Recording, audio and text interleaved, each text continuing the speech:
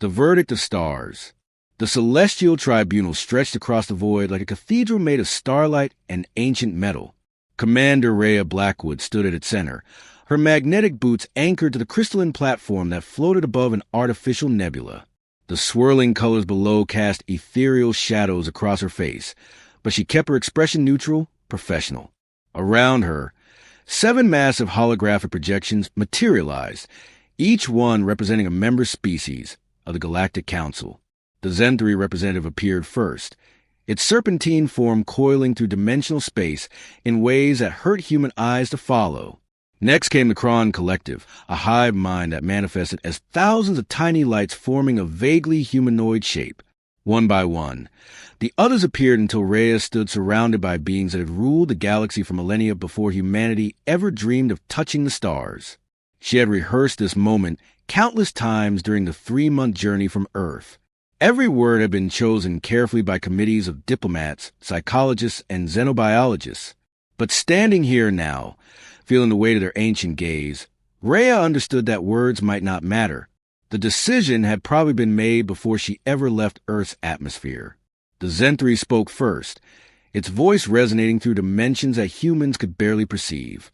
The translation devices embedded in the chamber walls converted the alien harmonics into something Rhea could understand.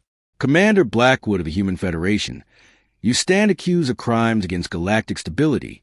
Your species has violated the fundamental accord 17 times in the past solar rotation alone. How do you answer these charges? Rhea took a breath, feeling the recycled air of her environmental suit fill her lungs. Honor representatives of the Galactic Council, I answer that humanity has committed no crimes. We have pursued knowledge, as is the right of all sentient beings. We have pushed boundaries, yes, but only in the pursuit of understanding the universe we all share. A sound like breaking glass echoed through the chamber. The Vorthan delegate, a being of pure energy contained within a mechanical shell, pulsed with agitation. Understanding? You call your reckless experimentation with quantum consciousness understanding? You tear holes in reality itself with your dimensional folding experiments. You create artificial intelligences without oversight. You manipulate genetic codes as if life itself were a toy for your amusement. The accusation stung because it held fragments of truth wrapped in layers of misunderstanding. Humanity had indeed made remarkable advances in the 70 years since first contact, while other species progressed carefully, building on millions of years of gradual development. Humans rushed forward with an urgency that seemed reckless to older civilizations. We innovate, Rhea said simply. It is our nature. Where you see recklessness, we see necessity. Our lives are short compared to yours. A single Zen-3 lives for 10,000 Earth years. A human is lucky to see 100. We cannot afford to move at your pace.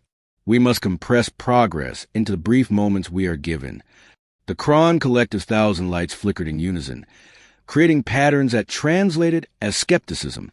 Your haste endangers all. The dimensional folding technology you developed last cycle should have taken centuries to perfect safely. You achieved it in 7 years. 7. Do you understand what forces you play with?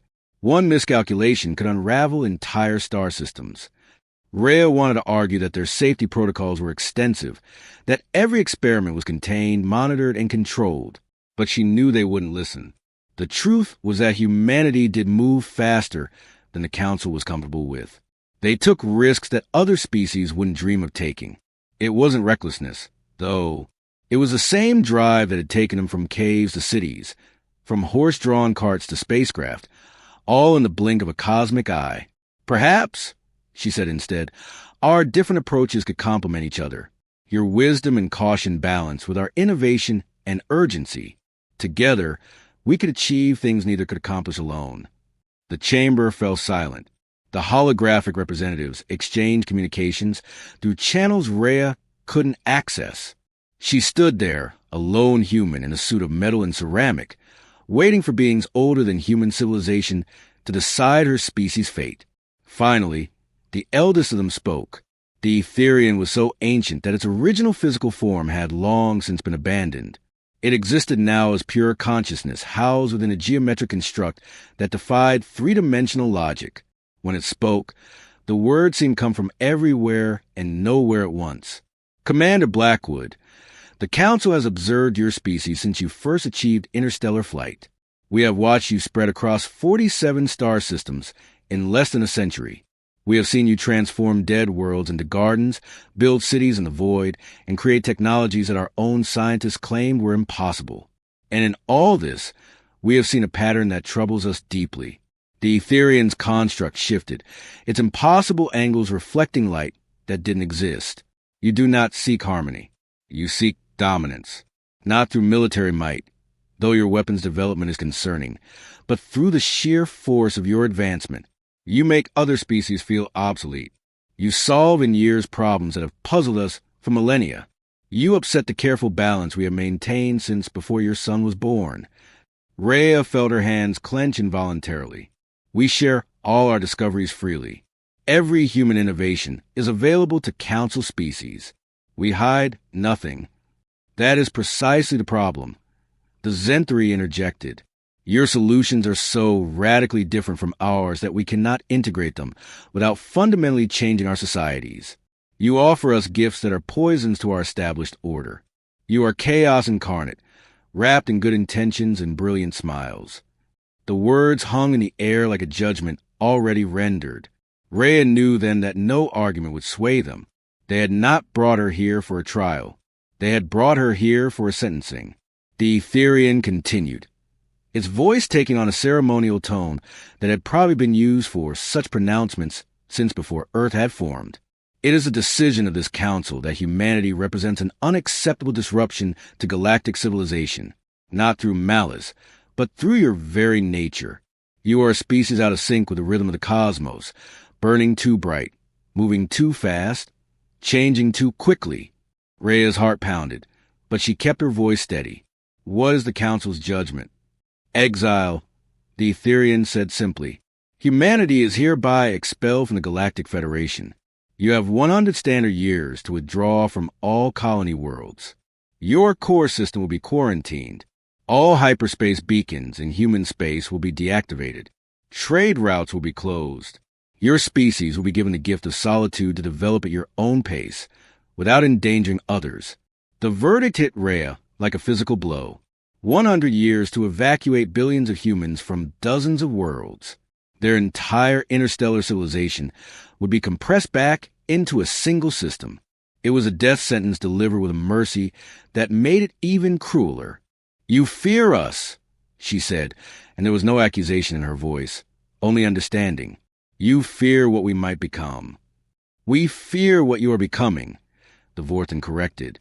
In 70 years, you have gone from nuclear fission to dimensional manipulation. What will you achieve in another 70? Another 700? Your trajectory is exponential, and exponential curves always end in catastrophe. Rhea straightened her spine, drawing on reserves of dignity she didn't know she possessed. Then you have made your decision, and we will abide by it. But know this, honored representatives. You are not protecting the galaxy from humanity. You are protecting your vision of what the galaxy should be. And visions, no matter how ancient, no matter how beautiful, cannot stop the march of time. She turned to leave, but paused at the edge of the platform. 100 years, you say. Very well, but remember this moment. Remember that you had the chance to guide humanity, to work with us, to shape our growth. Instead, you chose exile. When we return, and we will return, we will be something entirely of our own making. I hope, for all our sakes, that you are prepared for what that means. The platform began its descent, carrying Rhea away from the tribunal and back to her ship. Behind her, the 7 representatives remained silent, their ancient minds processing her words. The Etherian's construct flickered once, a sign of what might have been doubt, or perhaps anticipation. As Rhea's ship departed the tribunal station, she sent a single message back to Earth via quantum entanglement, a technology the Council didn't know humans had perfected. The message was simple. Exile confirmed. Begin Project Phoenix. We have 100 years to become what they fear we already are. On Earth, in bunkers buried beneath mountains and in stations hidden in asteroid fields, humanity's greatest minds received a message. They had hoped for acceptance, for integration, for a chance to prove themselves worthy of the galactic community. Instead, they had been given something else entirely. They had been given freedom from oversight, from rules, from the careful boundaries that older species live within. The Council thought they were caging humanity. They were wrong. They were releasing it. The return of the Forsaken. 75 years had passed since Commander Rhea Blackwood delivered the Council's verdict to Earth. She was gone now, her atoms scattered across space in the traditional human funeral rite that the Council had found so puzzling. But her legacy lived on in the transformed civilization that humanity had become. Admiral Kane Torres stood on the bridge of the TNB Prometheus, humanity's first void engine-equipped dreadnought. Through the viewports, the space around Sol System looked empty, peaceful. The Council's quarantine field shimmered invisibly at the edge of the Oort cloud, a barrier that had kept humanity imprisoned for the better part of a century. Today, that would change. The bridge crew worked with silent efficiency, men and women who had been born after the exile, raised on stories of the wider galaxy they had never seen. They were the reclaimers, trained from childhood for this moment. Unlike their predecessors who had sought acceptance, they sought something else entirely. They sought to prove that humanity's exile had been the Council's greatest mistake. Admiral, all ships report ready, Commander Sarachin announced from her station, around Prometheus. Hidden in folded space, waited 50 more vessels. Not a vast fleet by Council standards, but each ship incorporated technologies that shouldn't exist, solutions to problems the Council claimed were unsolvable. The Void Engine was humanity's masterpiece. While the Council's hyperspace drives pushed ships through higher dimensions, the Void Engine did something far more elegant. It erased the space between 2 points, not by traveling through it, but by temporarily removing it from existence. The ship didn't move. The universe moved around it. The energy requirements had been deemed impossible by Council physicists. Humans had solved it by tapping into quantum vacuum fluctuations, turning empty space itself into a power source. Signal the fleet. Torres commanded. It's time to remind the galaxy that humanity is not so easily dismissed. The quarantine field that surrounded Sol System was a marvel of Council technology, a barrier that prevented any ship from entering or leaving via hyperspace. It had been designed to last millennia, a permanent wall between humanity and the stars. The Council had never considered that humans might find a way to bypass hyperspace entirely. The Prometheus engaged its void engine. From the Council's monitoring stations, it would appear as if the ship simply ceased to exist in one location and simultaneously appeared in another. No transition, no travel time, no detectable energy signature, except for a brief fluctuation in the quantum field that most sensors would dismiss as background noise. In an instant, the Prometheus materialized outside the quarantine field, an open space that no human vessel had occupied for 75 years. One by one, the rest of the fleet followed, appearing like ghosts from nothing. The exile was over, not because the Council had lifted it, but because humanity had rendered it meaningless. The journey to the Celestial Tribunal took 3 days. The Council's hyperspace drives would have taken 3 weeks. During the journey, Torres reviewed the files on humanity's transformation. The exile had done something unexpected to human society. Instead of fragmenting, they had unified with a purpose that transcended old national and cultural boundaries. Every resource, every brilliant mind, every ounce of human will have been focused on a single goal, transcending the limitations the Council had placed on them. The genetic modifications that the Council had feared were now standard. Humans lived for 300 years, their minds enhanced with quantum processors that allowed them to think in ways baseline humans never could. The artificial intelligences that had so terrified the Council were now partners, conscious beings that worked alongside humanity to push the boundaries of what was possible. Most remarkably, humans had cracked the code of consciousness itself. They could transfer minds between bodies, backup memories, and personalities, even merge multiple consciousnesses temporarily to solve complex problems. Death, for humanity, had become an inconvenience rather than an ending. When the human fleet appeared in the tribunal system, it caused panic. The defense grids activated. Weapons platforms that hadn't been used in 10,000 years spun up to full power. The council representatives materialized in their chamber, their ancient minds struggling to process what their sensors were telling them. The Prometheus transmitted a single message on all council frequencies. Humanity requests an audience. The Zen 3 representative was the first to respond, its dimensional form writhing with agitation. This is impossible. The quarantine field remains intact. Our sensors show no breach. How are you here? Torres smiled, though they couldn't see him yet. We didn't breach your field. We simply went around it. The universe is far more flexible than you believe, honor representatives. We've come to demonstrate that fact. The weapons platform surrounding the fleet powered up to full charge. Thousands of council ships began converging on their location. It would have been an overwhelming show of force if Torres hadn't known what came next. Admiral, Saracen reported calmly, council forces are charging weapons. Should we raise shields? No need, Torres replied. He transmitted a new signal to the council. Before you fire, you should know that every human ship here is equipped with a quantum entanglement field. If you destroy us, you destroy the paired particles distributed throughout your own vessels. The resulting cascade would eliminate approximately 30% of your fleet. This is not a threat, merely a statement of physics. We came here to talk, not to fight. The weapons platforms hesitated. The Council had never encountered this technology, had never even theorized it could be weaponized in such a way. They were facing something unprecedented, a species that had advanced beyond their understanding in less than a century of isolation. The Etherian's voice resonated across space. What do you want, humans? Recognition, Torres replied. Not as subjects, not as children to be guided, but as equals. We have transcended the limitations you thought defined us. We have solved problems you claimed were unsolvable. We return not as a species you exiled, but as something new, something you helped create through your fear and isolation. He paused, letting the weight of his words settle. We could have returned in force. Our void engines could have placed warships above every council world simultaneously. Instead, we come with an offer. Accept us as equals, and we will share our discoveries. Continue to reject us, and we will develop alone, becoming whatever we choose without your input or influence. The choice is yours. The council chamber fell silent.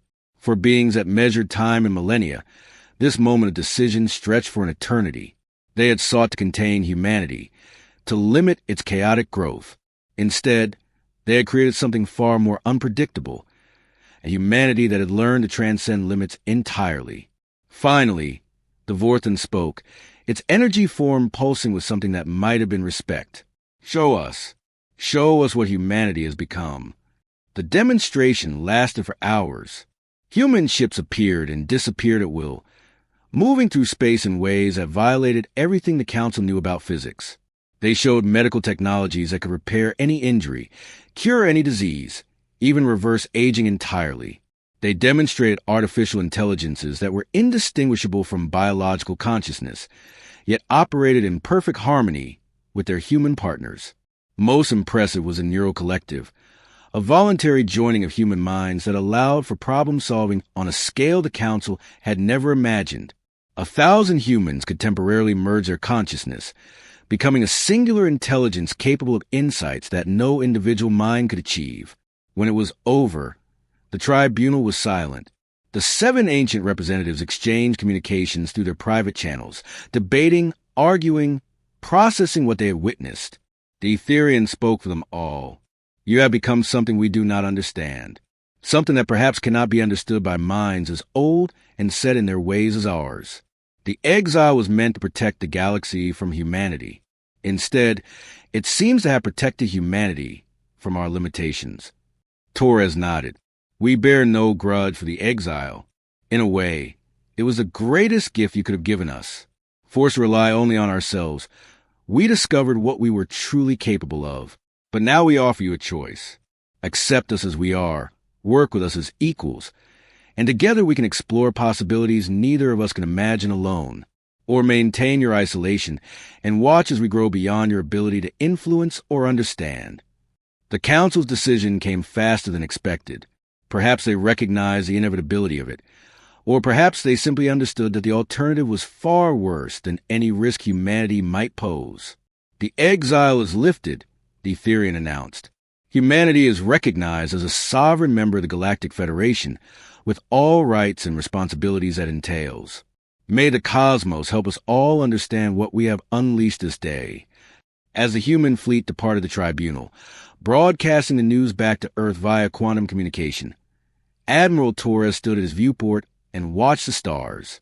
Humanity had returned to galaxy not as victims of exile, but as architects of their own destiny. The Council had tried to cage them, only to discover that humanity was a kind of species that didn't just escape cages. They transformed them into launching pads. The galaxy would never be the same. And perhaps, Torres thought, as the Prometheus engaged its void engine for the journey home, that was exactly what it needed.